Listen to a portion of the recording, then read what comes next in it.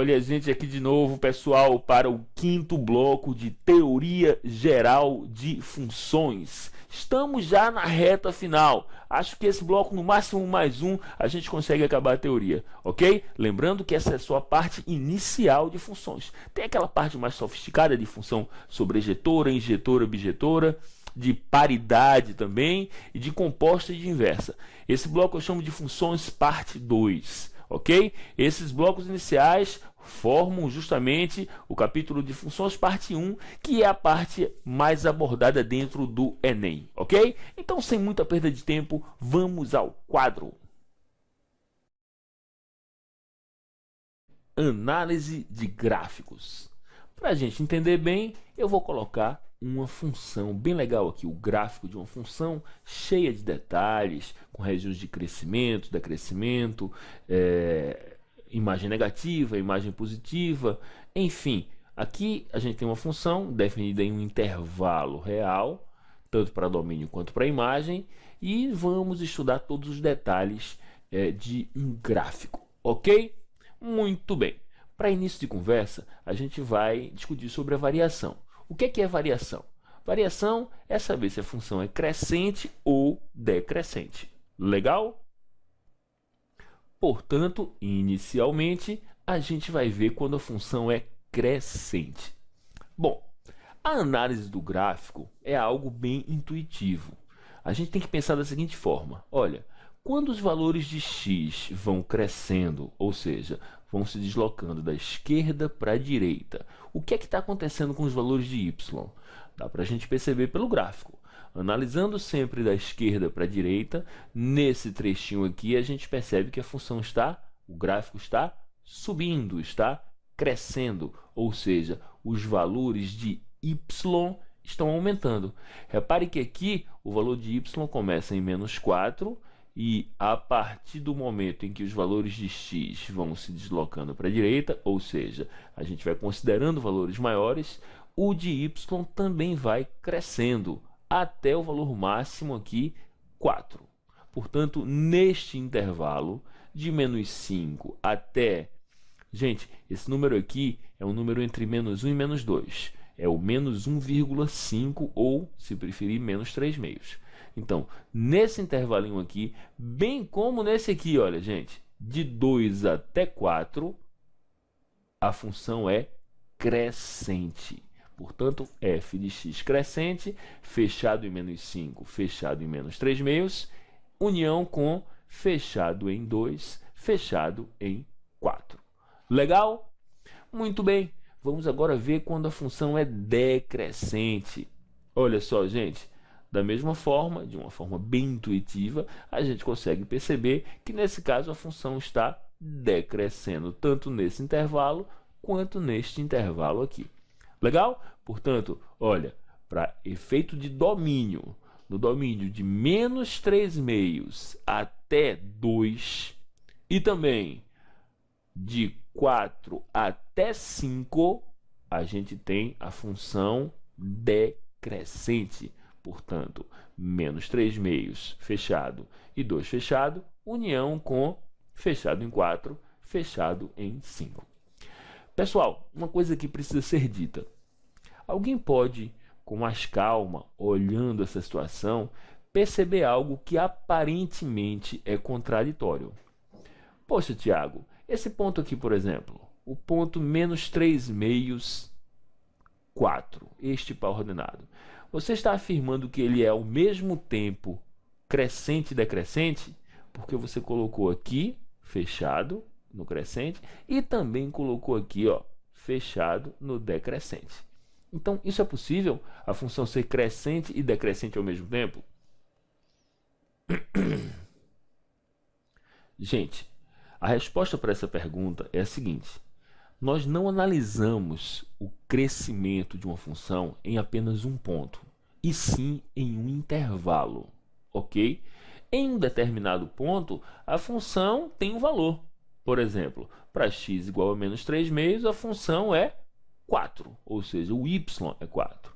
Agora, o que a gente pode afirmar é que este ponto pertence a um intervalo onde ela é crescente, porque até ele a função vai assumindo valores sempre maiores, e também pertence a um outro intervalo onde a função é decrescente. Ele é um ponto de intersecção entre esses dois intervalos. Portanto, ele pertence a ambos os intervalos. Isso acontece neste ponto aqui e também neste aqui, o ponto 2, menos 2, e também nesse aqui, o ponto 4, 3. Então, mais uma vez, não é que a função seja crescente e decrescente ao mesmo tempo naquele ponto, de jeito nenhum. Aquele ponto pertence a um intervalo onde ela é crescente e a um outro intervalo onde ela é decrescente. Legal? Muito bem, vamos em frente. Agora a gente vai analisar uma outra coisa. Vai analisar a famosa ideia do sinal da função. Estudo do sinal. O estudo do sinal da função, entendam bem, quando a gente fala função, a gente está se referindo ao sinal do valor do y, ok? Y é que é a função de x. Então, a pergunta é, por exemplo, vamos pegar um valor aqui. Quando x for 2, a função do 2, ou seja, a imagem do 2 é quanto? É menos 2. Ou seja, nesse ponto aqui, a imagem é negativa. O estudo do sinal me mostra um valor negativo. Já, por exemplo, quando o x é igual a 4, a gente tem um valor de y positivo. Olha só, afinal de contas, esse ponto aqui é o ponto 4, 3. O y é positivo. Vamos pegar mais um. Por exemplo, quando x for menos 3, esse valor aqui não está explicitado, não está especificado, mas a gente consegue perceber facilmente que nesse ponto aqui, olha, se a gente for procurar o valor do y, é um par ordenado mais ou menos por aqui, que vai me dar um valor positivo, bem perto inclusive do 3, ok? Então, olha só, a gente precisa entender que quando o gráfico está acima do eixo x, acima, não é em cima, não é sobre, é acima do eixo x, os valores de y vão ser positivos. Olha só, essa parte aqui do gráfico está acima, está depois do eixo x, ok? Essa daqui também. Portanto, todo esse intervalinho aqui me dá valores para y positivos, ou seja, valores para f de x positivos. Vejamos. O menos 4 para valer não entra, porque esse ponto, ou neste ponto, o f de x não é positivo. O f de x é igual a zero. Lembram-se? Em cima do eixo x, o y vale zero. Então, vai ser aberto em menos 4, aberto em 1 pelo mesmo motivo. União com aberto em 3, pelo mesmo motivo também. Só que fechado em 5. Por que fechado em 5, gente? Fechado em 5 por um motivo muito simples. No 5, o gráfico não está sobre o eixo. O 5, o x igual a 5, tem uma imagem, sim senhor, positiva. Portanto, o 5 tem que ser fechado. Legal? Ah, Tiago, e se a função for negativa? Ora, se a função for negativa, a gente vai considerar a parte justamente abaixo do eixo x. Temos esse trechinho aqui e esse trechinho aqui também, ok? Lembram-se do exemplo que eu dei? Olha, quando x igual a 2, o y é igual a menos 2. Portanto, f de x vai ser negativo em que intervalos do domínio, gente? Do menos 5 até o 4. Repare, o menos 5 vai ser bolinha fechada, né? Vai ser colchete para dentro. Por quê? Porque quando x é igual a menos 5, o y é negativo. O y vale menos 4. Olha, agora, menos 4 aqui, colchete para fora. Por quê? Porque nesse ponto, gente, o y não é negativo. Nesse ponto, o y vale 0. Já já a gente vai falar sobre esses pontos especiais, ok? E o outro trechinho também, olha, de 1 até 3, o que é que a gente tem aqui? A gente tem um intervalo também aberto em 1 e aberto em 3. Mais uma vez, porque esses dois pontinhos não fazem parte do intervalo onde y é negativo.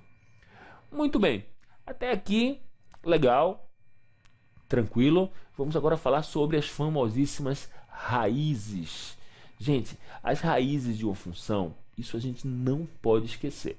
são, graficamente falando, os pontos de intersecção com os eixos.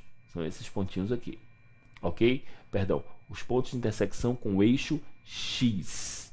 No nosso exemplo, a gente tem 3 raízes, menos 4, 1 e 3. Algebricamente falando, a gente precisa entender que as raízes são momentos onde o y, o f de x, é igual a zero. Repare, que ponto é esse? É o ponto menos 4, 0.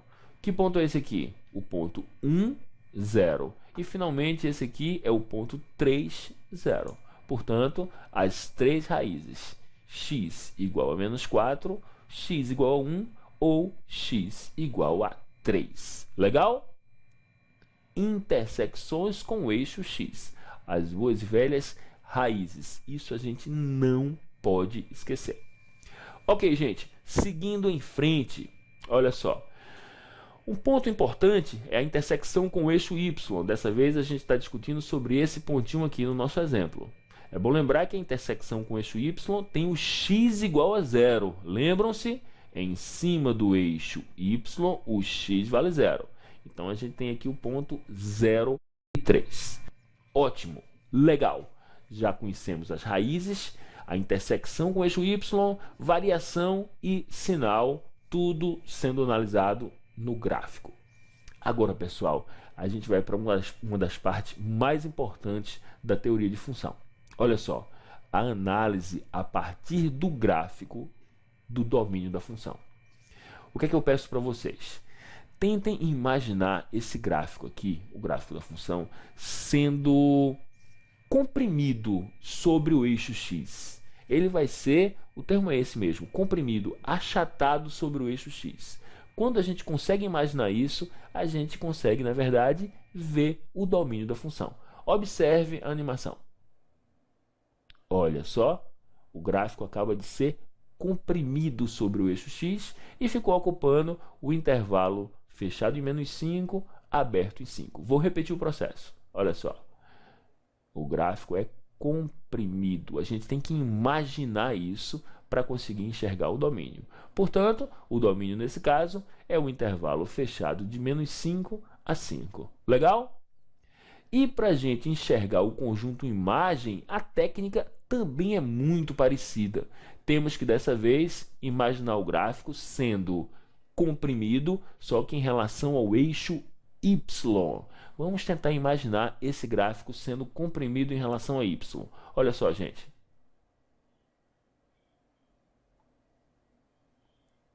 Percebem que a gente usa todos os números de menos 4 até 4. Mais uma vez, vou repetir o processo. Olha só, temos o nosso gráfico e esse gráfico vai ser comprimido em relação ao eixo y.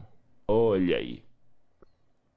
Legal? Portanto, aqui a gente tem, mais uma vez, o conjunto imagem, que é o intervalo de menos 4 até 4. E também já tínhamos visto o domínio, que é o intervalo de menos 5 até 5.